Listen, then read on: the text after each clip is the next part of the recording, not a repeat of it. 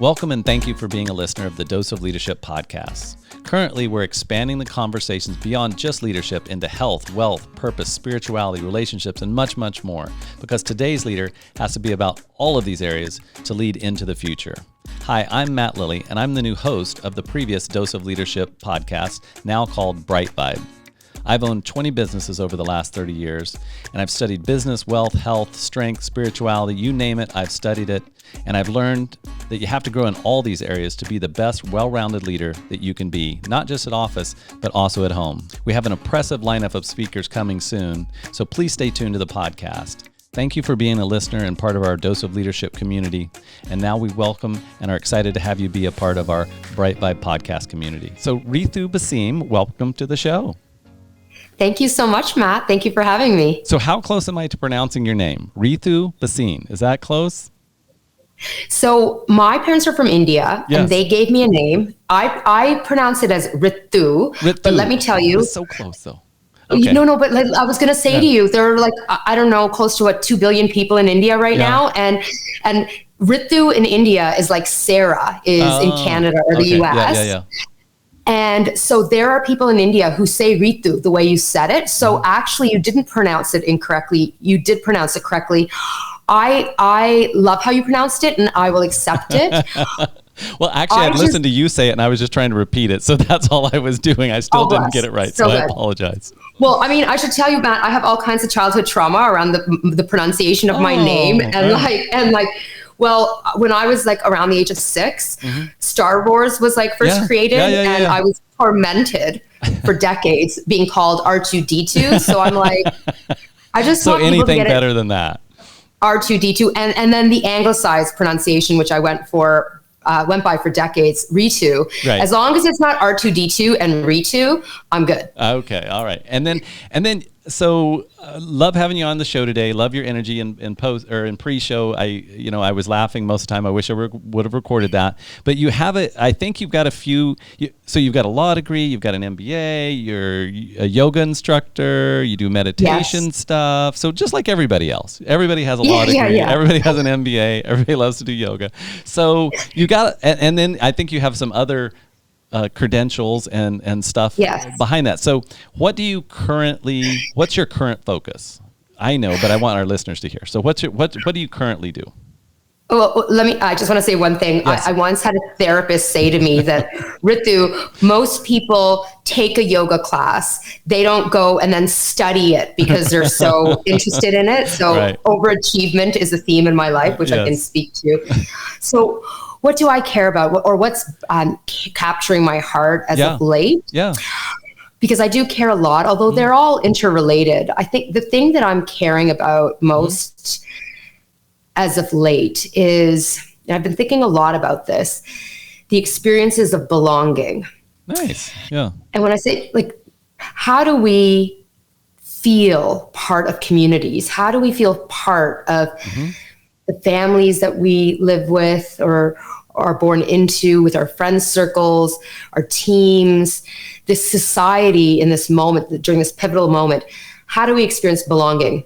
That's what's capturing my heart. Nice. And so, and I appreciate that. I think it's capturing a lot of people's attention and hopefully their hearts.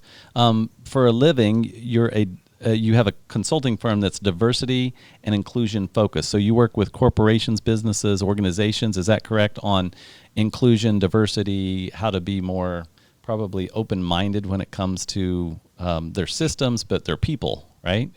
That's right. Is that an accurate description of kind of? Yeah, that's exactly right. I've been doing this for, over 12 years now, and I have worked globally. So I work with global organizations. I've traveled all around the world. Well, pre-COVID, used to actually physically appear in person and do a lot of speaking and advising on how do we create workplace environments where as many people as possible can be as much of who they are, so that they can experience heightened belonging, so that we're interrupting systemic structural barriers in the workplace, interrupting biases in how we treat people, so that we're doing a better job at innovating and creating decision-making, but also so that our team members actually feel seen and respected and valued for who they are.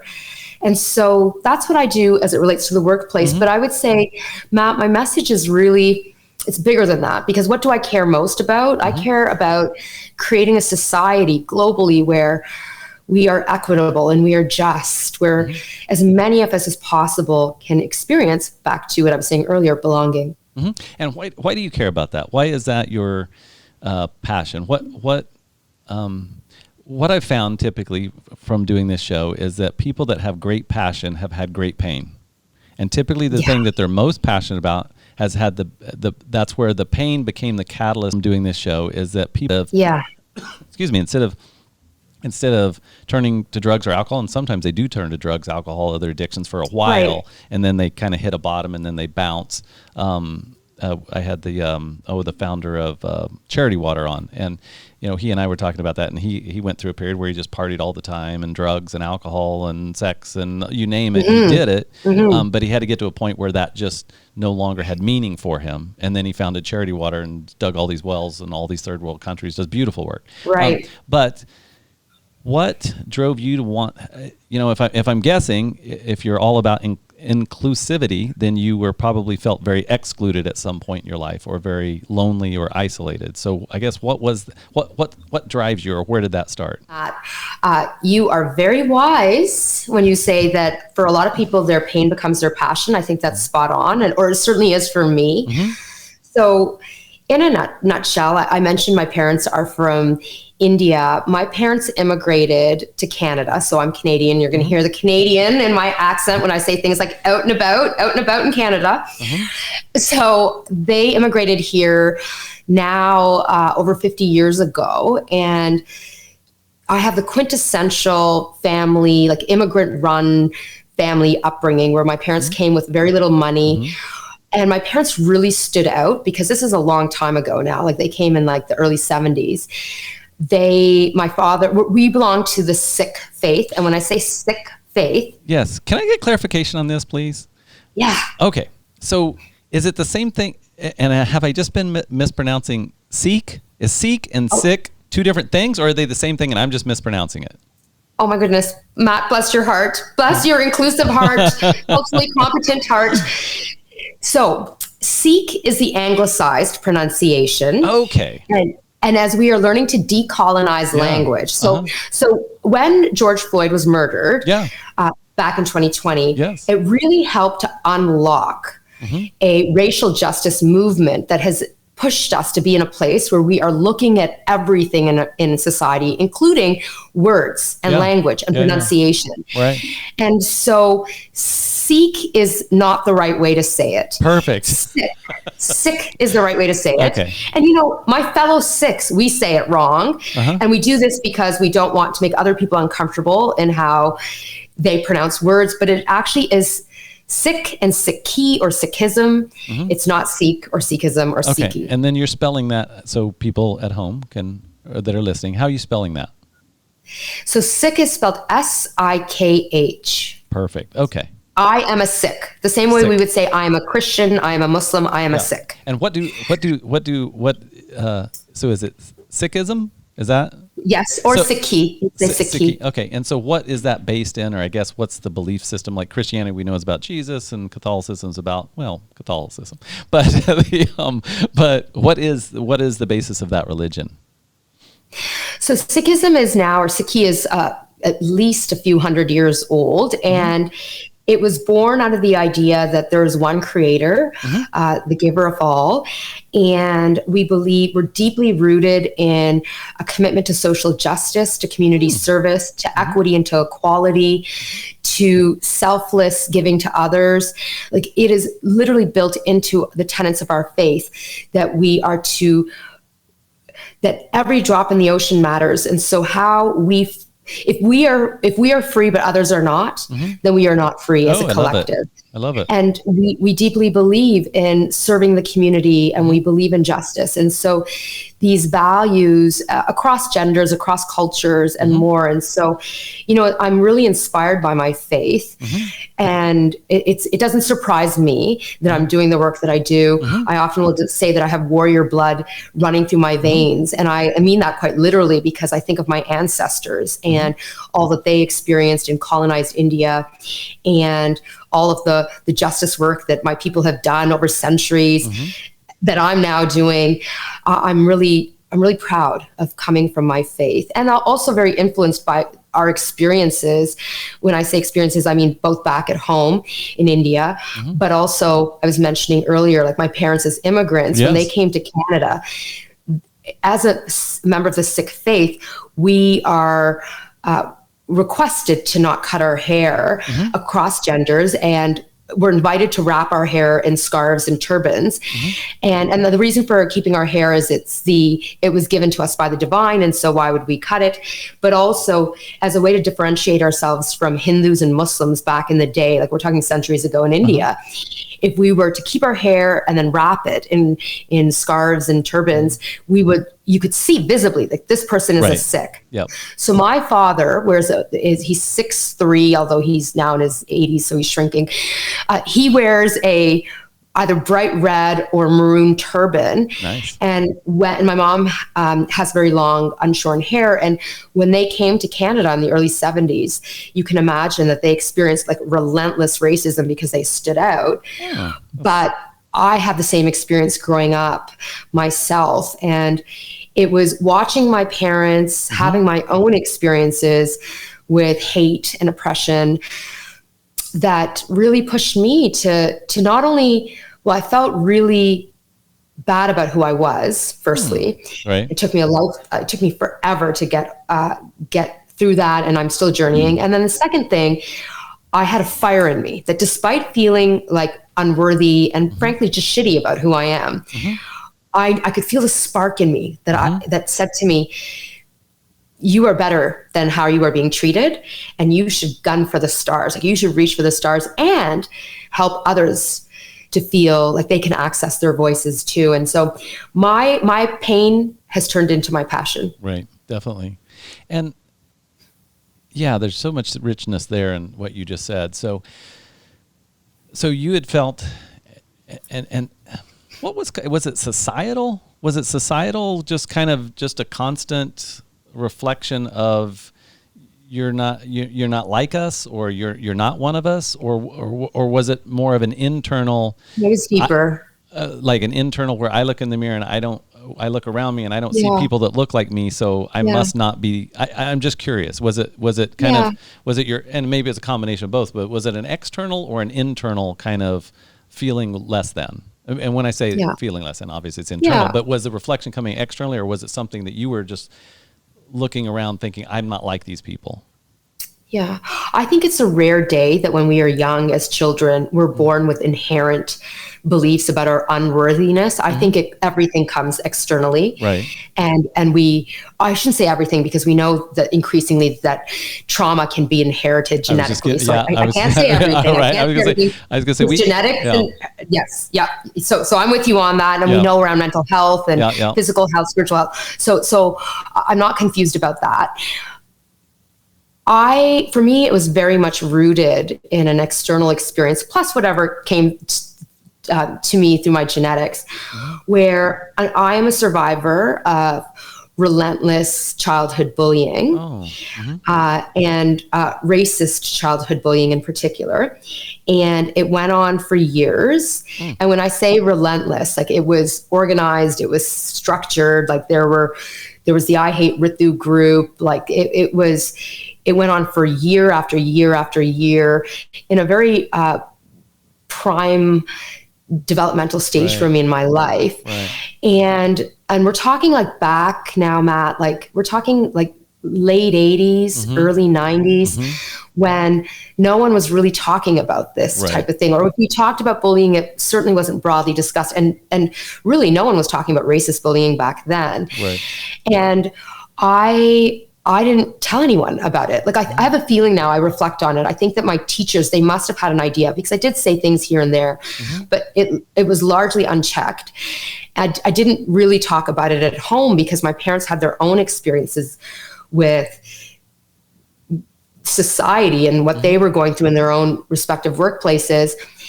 And then on top of that, so I had that by day at school, I was being tormented for years. And then I was experiencing all kinds of culture clashes at home with my parents as they, as new immigrants to the country, were trying to straddle this new culture and trying to reconcile, like, how Canadian / embodying of white Anglo Eurocentric ways should we invite our children to be, right, while no, that's too much, don't you dare talk to us like the white kids do, as if we're going to let you talk to us like white kids talk to their parents, as if that's happening, right, to no, go out and embrace white Canadiana, to no, you don't, now get back here and become more Punjabi and embrace your Sikh faith and yada yada. So to say I was confused growing up, that's what I was picking as a child, or troubled, like and how about this, Matt? Like, I've had years of therapy, and only now recently can I actually say what I'm about to say to you.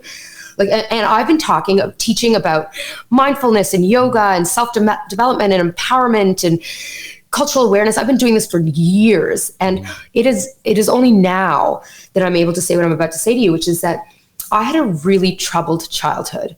Right. I was a troubled kid. Right. I wasn't able to access that, be able to say that until now. But as I'm writing my second book and I'm digging into it, I'm like, I can accept that. It's part of my story. Right.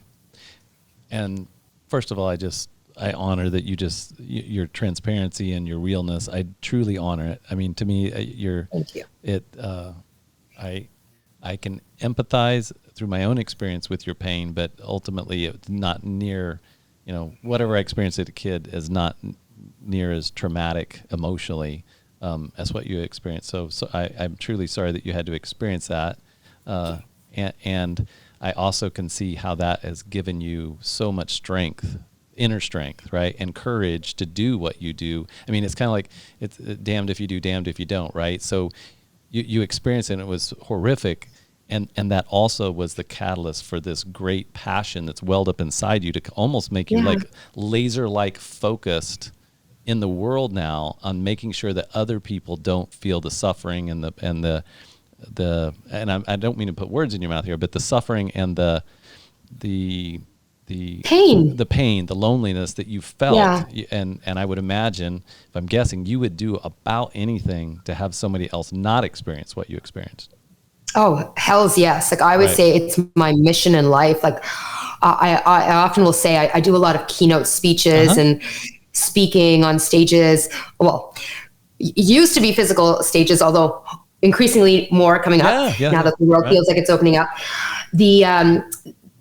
Not on my watch. Yep.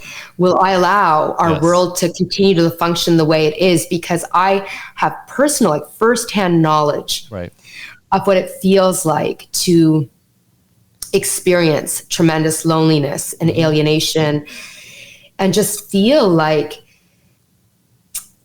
unworthy. And so I think to myself, and by the way, this happens, like, Matt, when we think about it, if you take a step back, if I take a step back, and I think about the kids who bullied me back in the day, or the people who are mean to me when I'm out and about now, because let's be real, bullies. People are still mean to you? I honestly have, as hard as it is for me to believe, just because I did not grow up in that setting, it's super hard for me to believe that people in this day and time are still mean. Is that, and you're telling me that they are? I mean, oh my God.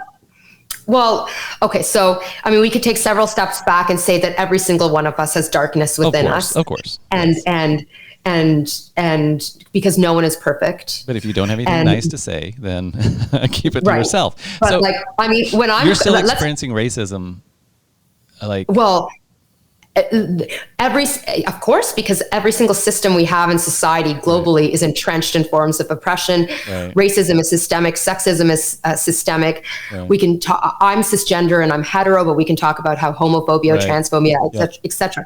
Forms of supremacy and oppression are embedded everywhere. Yeah, that's the human. Everywhere. But on top of that, I would say that people are frustrated, angry, upset, and then the brain being wired the way it is for us to gravitate towards likeness, or people who our brain has been conditioned to think are better and worthy and more deserving of respect. we treat better. And so as a woman of color navigating the world, I experience all kinds of hateful, meanful behavior. Now, it doesn't happen all the time, but it does happen. And I would say sometimes people will listen to me speak and they'll say, well, how do you know it was because of racism? How do you know it was because of sexism? Like maybe the person's just I was going to swear, a jerk. Let's just say a jerk. Let's say a jerk. A meanie. Or let's go back to what my mom used to say, meanie. What if they're just a meanie? Yeah. Meanie. And so here's the thing, it doesn't matter. The point is they're mistreating us. And when we are mistreated, it can hurt our feelings. But here's the thing that I've learned about meanies. My experience has shown me that when someone is hating on us, they hate themselves more than they hate us. Right. Yep. Because when we carry all that hate and negativity within us, it comes from a place of us lacking self-love. Right. When we love ourselves and we are honoring ourselves, we're more anchored and rooted and grounded. We're more mindful. We check how we speak. We self-modulate, self-regulate, self-monitor more. We're careful about how we treat others.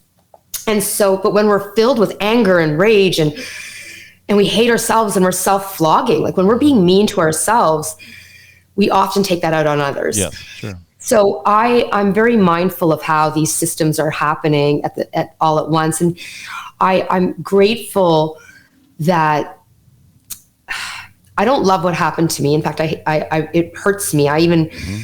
Even today, as we've been talking about my childhood experiences, like I can feel the emotion in my body because I try as much as possible to live in an embodied way. I can feel the emotion surging in me.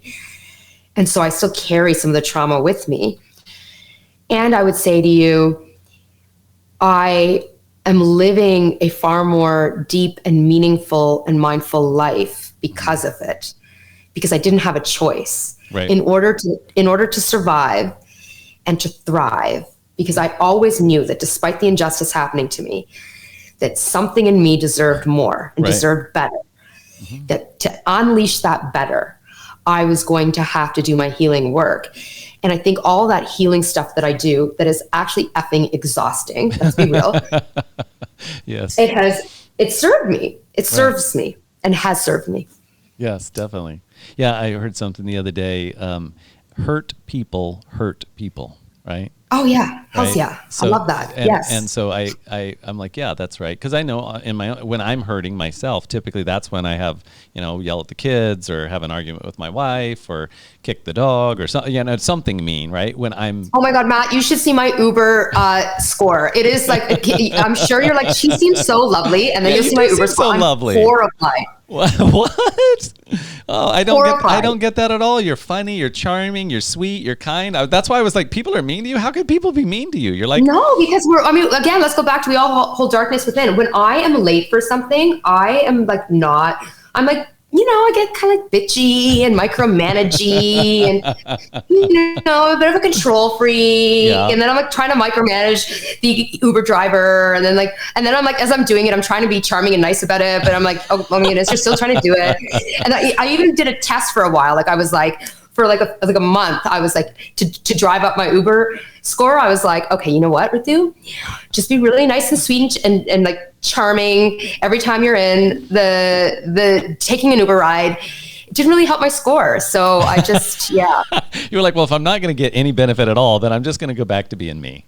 Right? Yeah, exactly. I was just going to go back to being cranky as F. Yeah, it reminds me of Bob Golf, who I like listening to. I like reading some of his books. He talked about that he was super impatient. He was a lawyer. He was super impatient. And so he's just a character, but he carried an empty pail, like an empty bucket everywhere he went. He just carried it with him for like a month.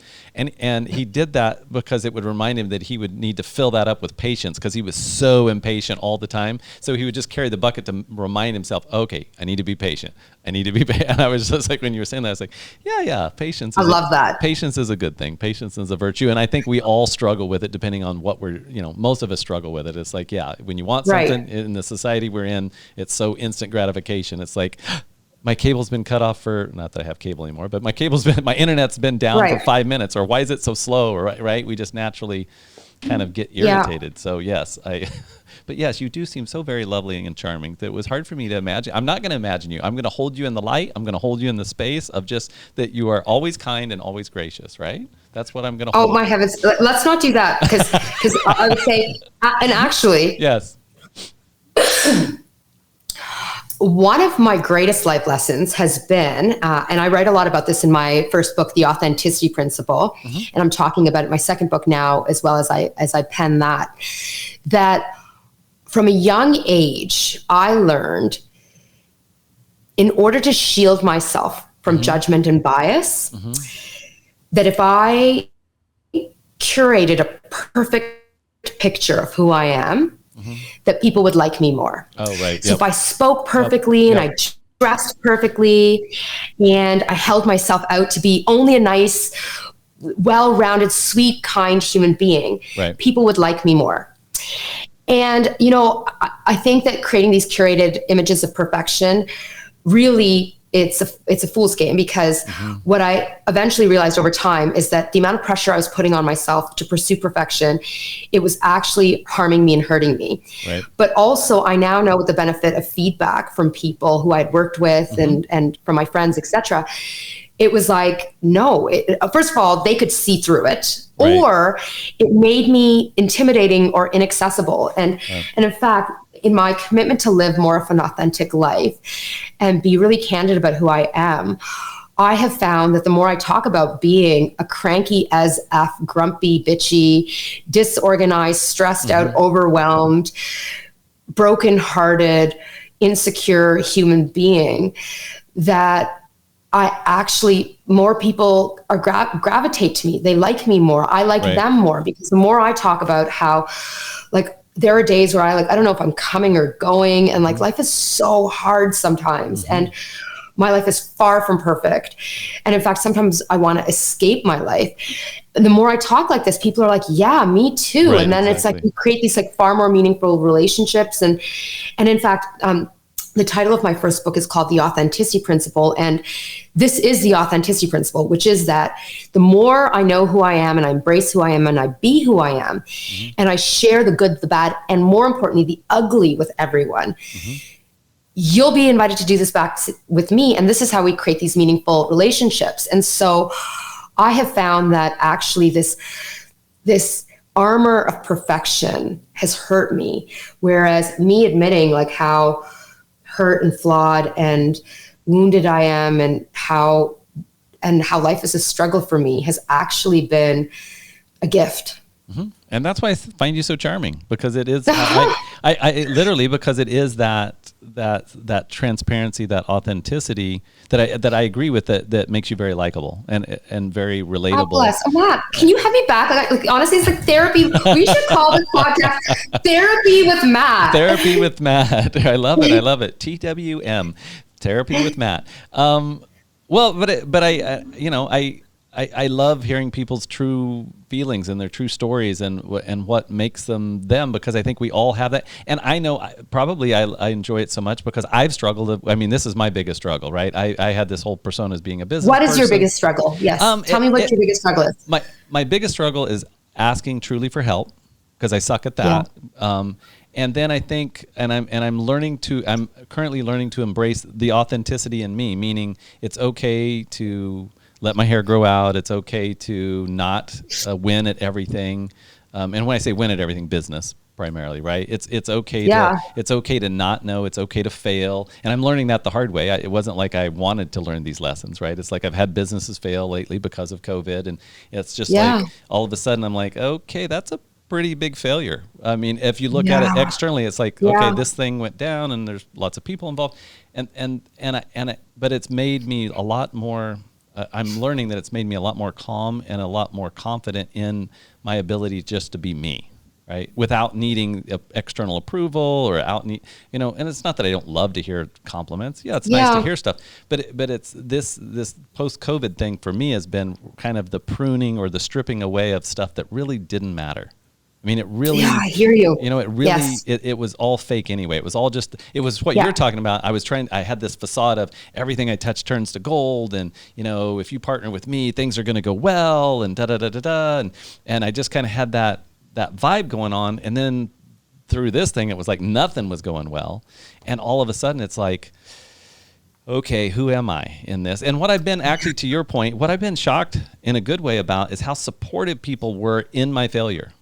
Like people that I hadn't spoken to for a while started, would text me or give me a message or whatever. And I had people literally record videos and send me videos and say, this doesn't define you. You're going to, this is just a blip in the radar for you. You've done great things in the past. You'll do great things in the future. Don't let this, suck you in. And I was just like, wow, I've had overwhelming support in something that I just wanted to hide from in the beginning, right? It was like when a business fails, it's like, oh gosh, I don't want to be involved. That's not what I wanted for anyone. So that's why I find, I guess, this conversation so intriguing, is because I think most people are truly just afraid to be themselves. I think most people are truly afraid. I love so much of what you have said. And so I'm going to say back to you, Matt, there's so much I want to say to you and go. You've given me so much. I want to take over this podcast and interview you. You're welcome. Amazing. So two things. Yes. Quickly. Yes. So much of what you have just shared resonates with me personally as well, because during this difficult time, as a business person, as an entrepreneur, as a leader, I too have been experiencing, and for those just listening and who can't see me, I'm saying failure, and I'm using air quotes. Quotation. Air quotes because I'm using air quotes because I think it would be helpful for us to reframe how we look at failure. So I wanted to mention that, but I can relate, Matt, because I have my own similar version of that happening. And then the second thing I wanted to say is, and this is going to be like technical, but I'm going to do it anyways. I want to introduce, I want to tell you about this framework I talk about in my first book, because so much of what you have just said, and for people listening today, I think this framework that I'm going to talk to you about, called the 3 selves, can really help to deepen your understanding of how to live and work and lead more authentically. And it speaks directly to what it is that you've been talking about and I've been sharing. So in my book, The Authenticity Principle, I introduce a framework called the 3 selves, which is all about how it is that we can live, work, and lead more authentically. And it's a continuum. There are, not surprisingly, 3 selves. On one end of the continuum, and let me take a step back. We all have each of the 3 selves. The question is, what are you doing? What's happening for you? So on one end of the continuum, in what I call the zone of empowerment, we have the authentic self. The authentic self is the most important self. It's the best self because it's the core reflection of who we are.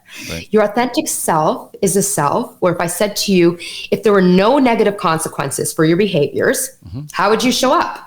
How would you talk? What would you wear? What would you say? Who would you love? Who would you tell F off to?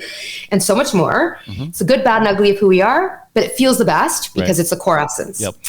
So as much as possible, we are trying to live as authentically as we can as our authentic self.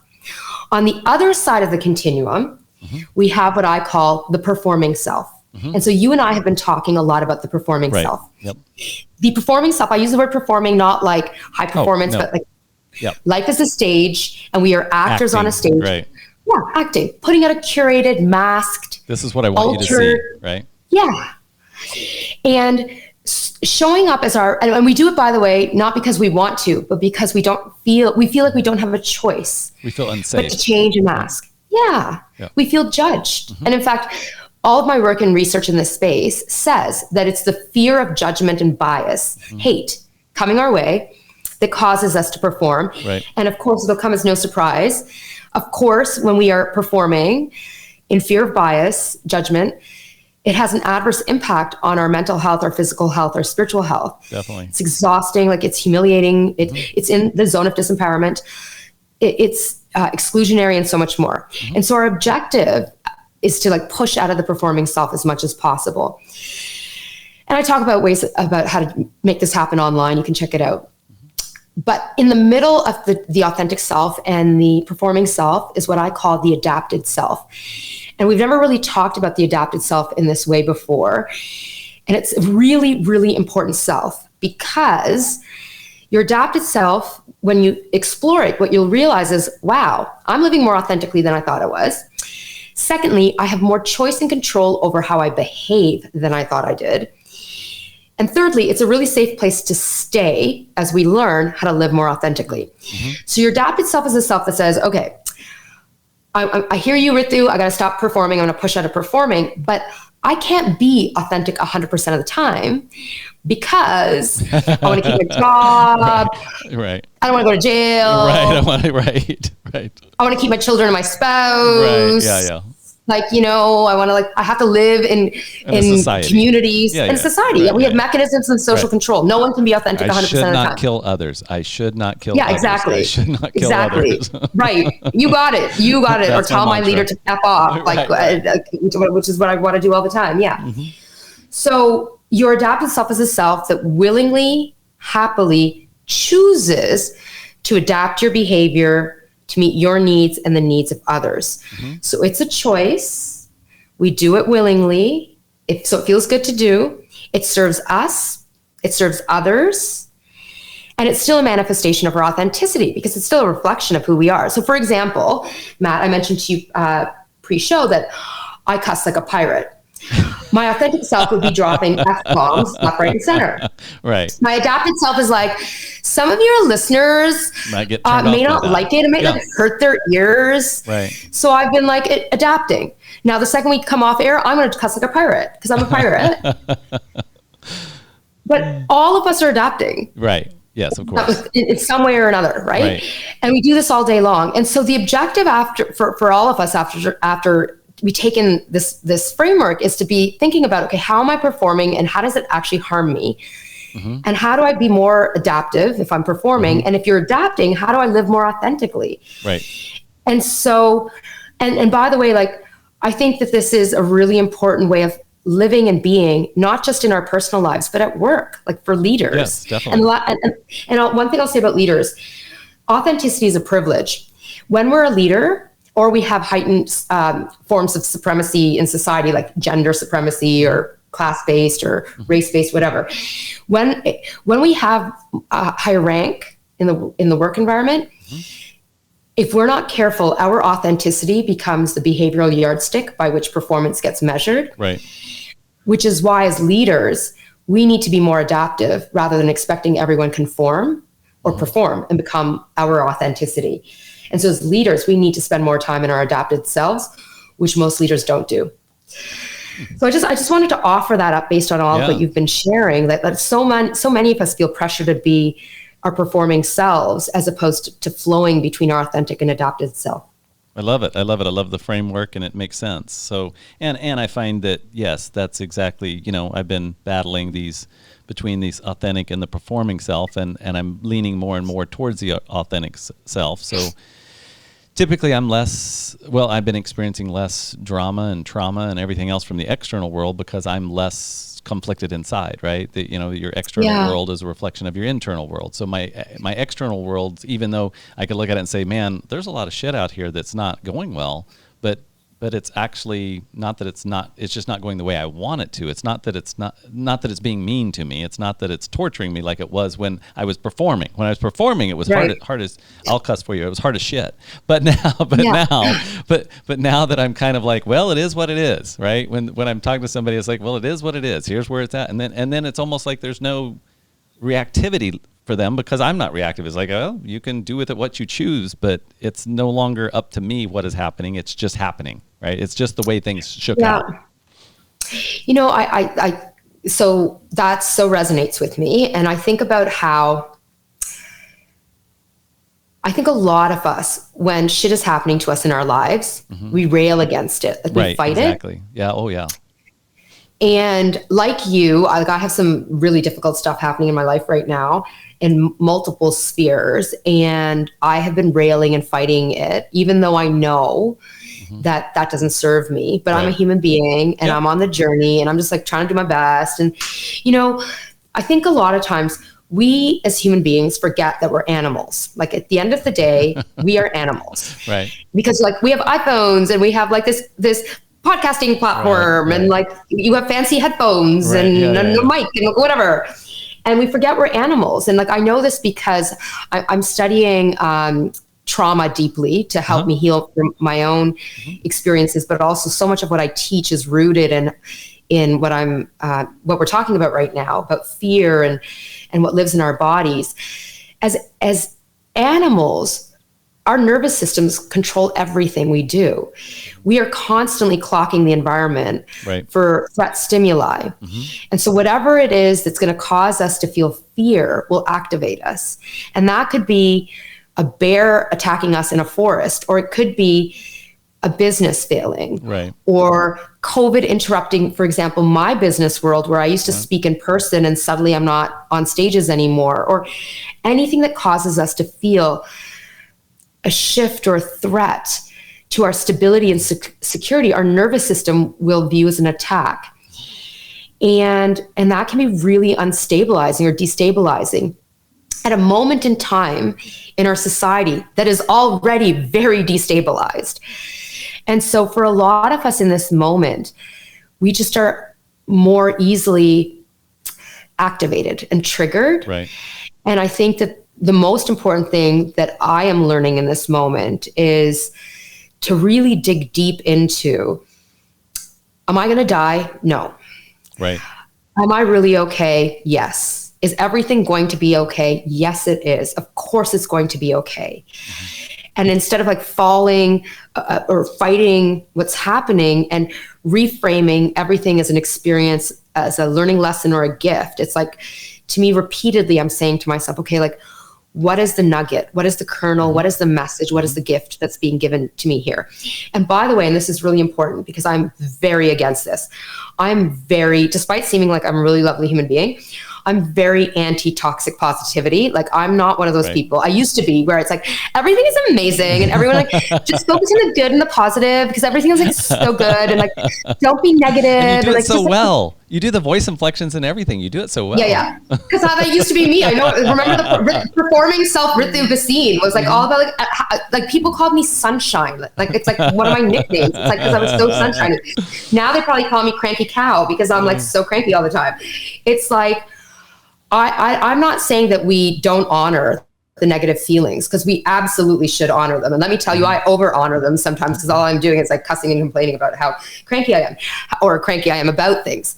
However, it's like, I'm also about like, how can I reframe this really shitty situation that's happening? Like, what's the gift? What's the kernel in here to help me? And like, honestly, Matt, when I think back to all of the horrible things that have happened to me in my life, and there's been a lot of horrible stuff, I can say that,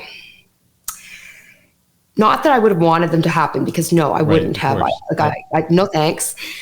But I made it through.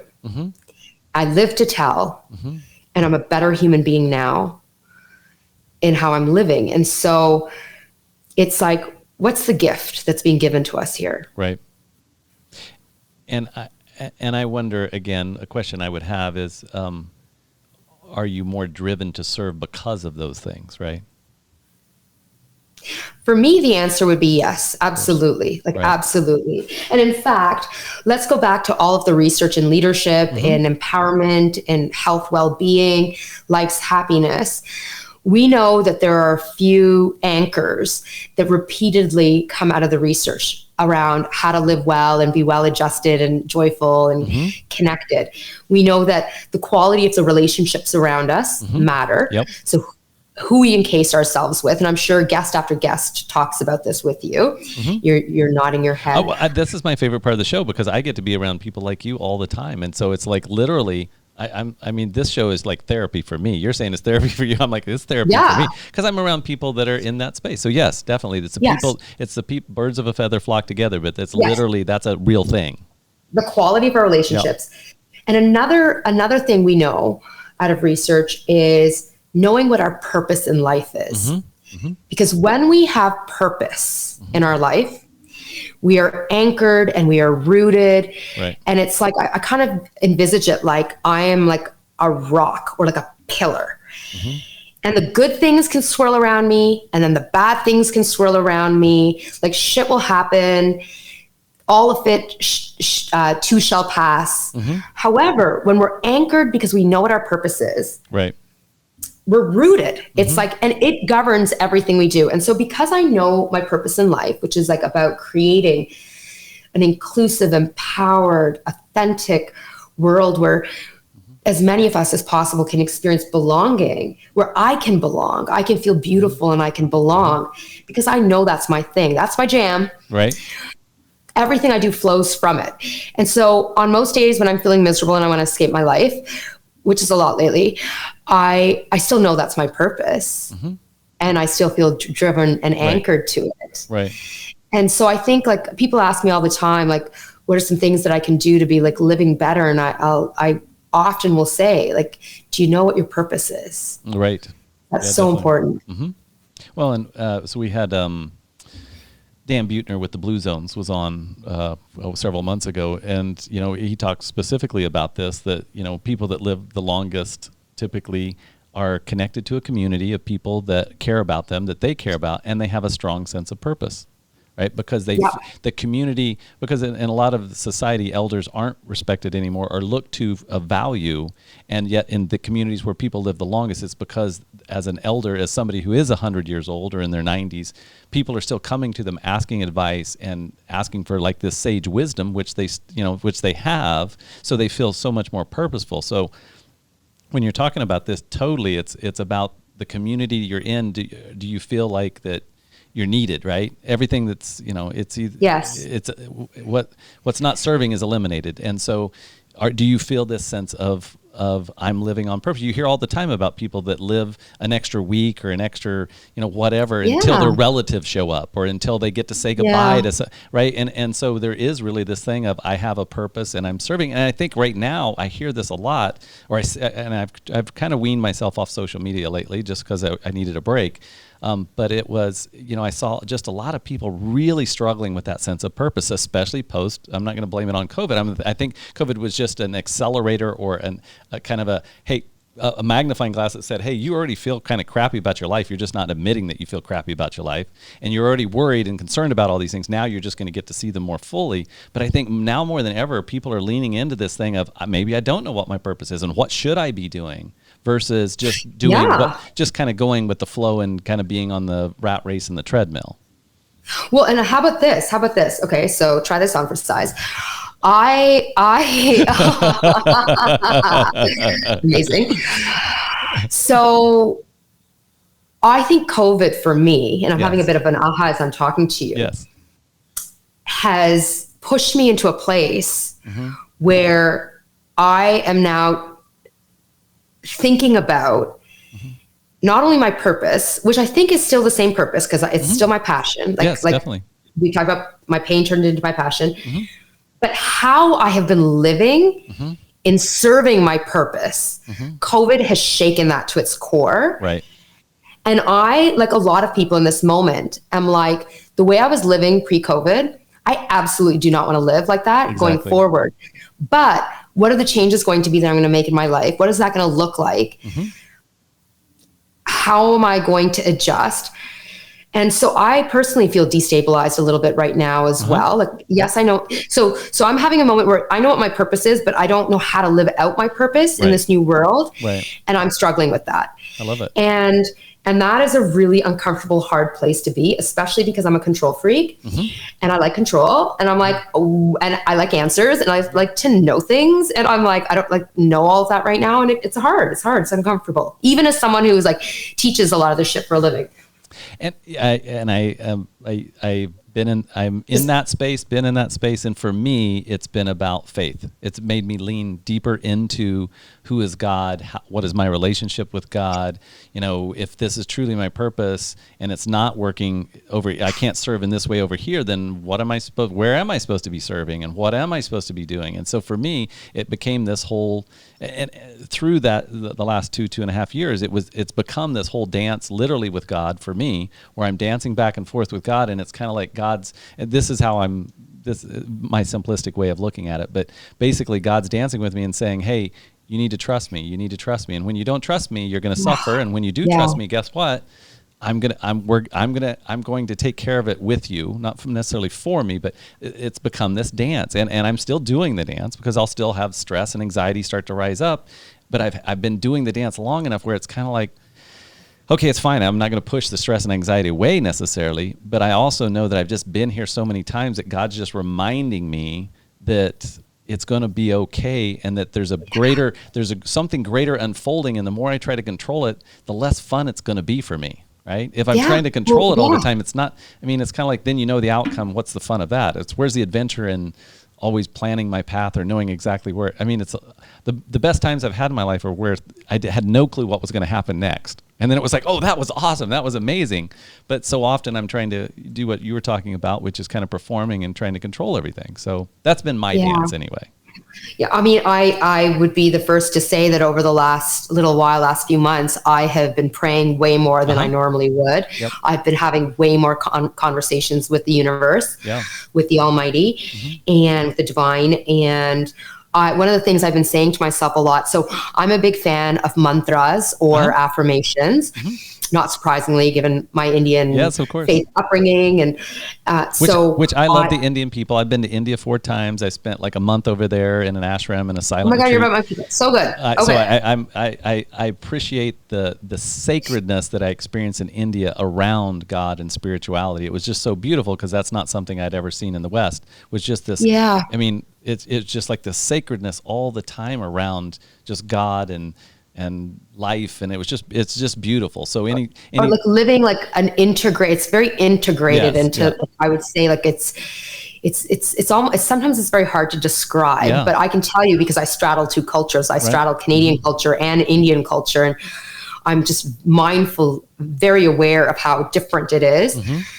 So one of the things I've been saying to myself a lot lately, I use a lot of affirmations and a lot of, or if we were to put this into leadership speak, we'd say like self-coaching. I'm in my head self-coaching, and one of the things I've been saying repeatedly is the universe has my back. The universe has my back. The universe, and it has been so affirming, and it literally causes, I can feel the nervous system start to soothe, and I can feel just myself, the stress start to come down, and ease and flow return to my body, because I believe in co-creation. Like I believe I need to show up so that the uni can show up, and I am showing up, but I also know that I'm a good person, and I'm working really hard, and I'm in the arena, as Brene Brown would say, doing her work, and I'm trying to show up,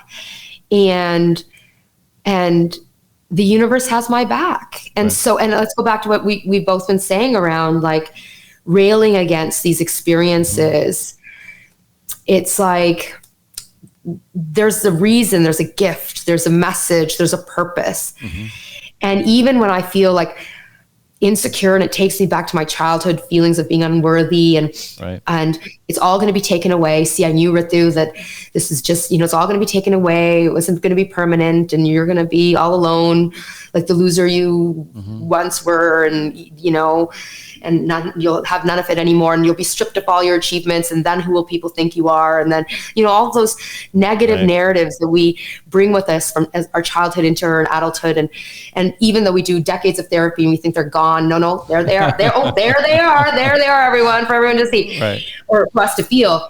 It's like, this is why healing is a lifelong journey, and having faith, and whatever one's faith is, whatever it is, like you could believe in nature, you could believe in mountains, you could believe in whatever it is you believe in, can really help in these types of moments. I totally agree. You got to be connected. You got to see the connections. Otherwise, I think it's just a shallow existence. I mean, it's got to be painful. It's got to, or just shallow in some way. Yeah.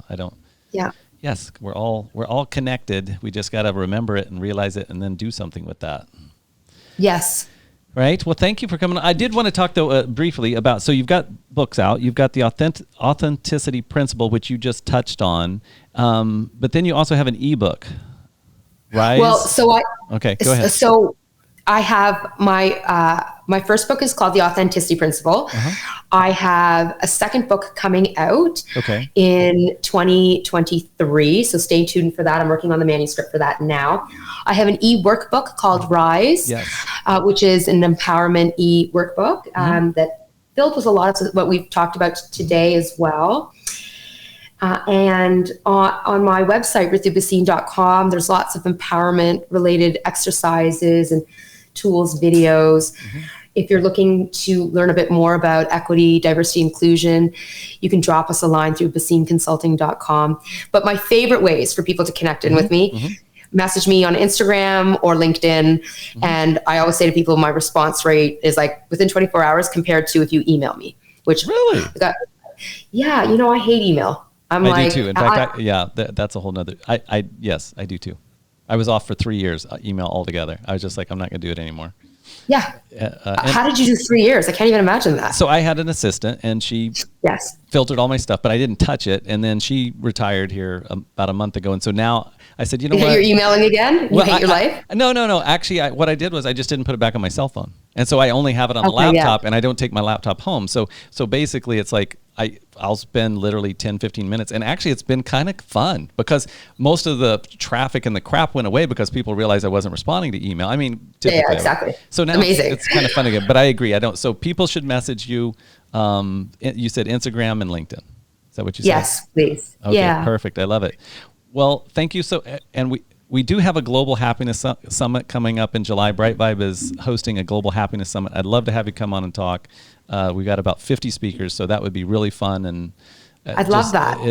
We'll get the information over to you, but it's more of this. Like basically, it was like we're going to have a Global Happiness Summit because the world needs happiness. The world needs some love. Yes. The world needs a higher vibration right now. So we're just going to call it happiness, and we're just going to invite people on that are doing what you're doing today, which is being authentic and inspiring people. It's not the fake happiness. It's not like put on a happy face and jump up and down. It's more of the, hey, it's okay to be you and find happiness in being you because you are cool, right? We all are cool. We're all meant to be here. Otherwise, guess what? We wouldn't be here. Statistically, none of us should be existing right now. Statistically, we don't exist. Yes. So I have a full theory on happiness. I'm so excited about this. Yes. So definitely have me at your Global Happiness Summit. And for people listening, if you're like, what is her theory on happiness? Well, you're going to have to attend the summit to hear what my theory on happiness is, because it's a good one. I love it. Well, I will look forward to it. I'll look forward to hearing it when we have the happiness, which is a little over a month away. So we're super excited about it. So, well, again, thank you for coming on the show today. It was a pleasure meeting you. This is the first time we met, and I'm sure we'll be visiting a lot more. And we'd love to know more about your work. So don't wait for us to reach out. If you've got stuff coming up and you're like, hey, I want to come on and I want to get that out. Amazing. And I want to start talking about that. So as things evolve, we'd love to be a part of your journey and hear kind of how things are evolving for you. So again, love the conversation today, and thank you so much for coming on. Thank you for having me. Bless, Matt. Thank you. Thank you for being a part of the BriteVibe podcast. For more information, go to britevibe.com. That's BRITE Vibe, VIBE.com. Thank you for listening.